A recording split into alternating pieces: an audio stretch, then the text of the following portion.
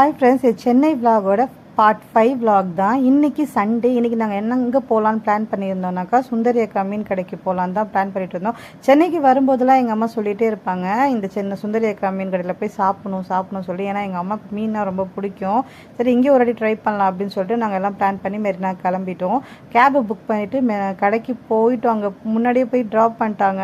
அப்போ பார்த்தோன்னா சண்டேயா எவ்வளோ ரஷ் இருந்துச்சு. நாங்கள் எவ்வளோ அது சண்டேங்கிறத மைண்ட் பண்ணாமல் வேறு வந்துட்டோம். செம்ம ரஷ்ஷு. எங்கள் அம்மாவுக்கு தான் ஆசையாக இருக்கும் சொல்லிட்டு எங்கள் அம்மா சொல்லியிருந்தேன், போய் இந்த டோக்கனில் நீங்கள் தான் டோக்கன் வாங்கணும், இதில் எப்படி வாங்குறது அப்படின்னு சொல்லிட்டு சரின்னு சொல்லிட்டு அதுக்கப்புறம் ஏதோ கூட்டத்தை விலக்கி தள்ளி கிள்ளி முன்னே நாங்கள் டோக்கன் வாங்கிட்டோம். இறாலு, கனவா, மீல்ஸ், அதுக்கப்புறம் வஞ்சரம் ஃப்ரைக்கு ஆர்டர் பண்ணியிருந்தோம். இந்த டோக்கன் வைஸாக தான் சாப்பாடு கொடுத்துட்டு இருந்தாங்க. இங்கே இருக்க நாங்கள் பண்ண ஒரு பெரிய தப்பு என்ன அப்படின்னாக்கா, மீல்ஸ் அதிகமாக 4 பேருக்கும் 4 மீல்ஸ் சொல்லிட்டோம். அதான் தப்பு. இப்போ ஒரு 4 பேர் வரீங்க அப்படின்னாக்கா 2 மீல்ஸ் வாங்கிடுங்க. நிறைய சைடிஸில் கான்சன்ட்ரேஷன் பண்ணிங்க அப்படின்னா சாப்பாடு, ஏன்னா சாப்பாடு உங்களுக்கு அன்லிமிட்டடாக கொடுக்குறதுனால நம்ம திருப்பியும் வச்சு ஷேர் பண்ணி சாப்பிட்டுக்கலாம். அதனால் பிரச்சனை இருக்காது.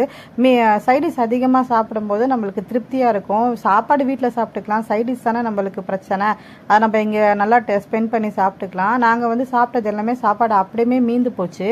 நான் பிளானிங்கே இல்லாமல் சாப்பாடு வாங்கினதுனால அதுக்கப்புறம் ஒரு வழியாக சாப்பிட்டு முடிச்சுட்டு அப்படியே பாக்கியும் கொஞ்சம் வச்சுட்டு அதுக்கப்புறம் கையை கழுவிட்டு நாங்கள் நடக்க ஆரம்பிச்சிட்டோம். நான் இந்த டிப்ஸ் எதுக்கு ஃபாலோ பண்ணுறீங்கன்னா, இதுக்கப்புறம் யாராச்சும் சாப்பிட்டிங்கன்னா பிளான் பண்ணிக்கிட்டு சாப்பிடுவீங்க அப்படிங்கிறதுனால தான்.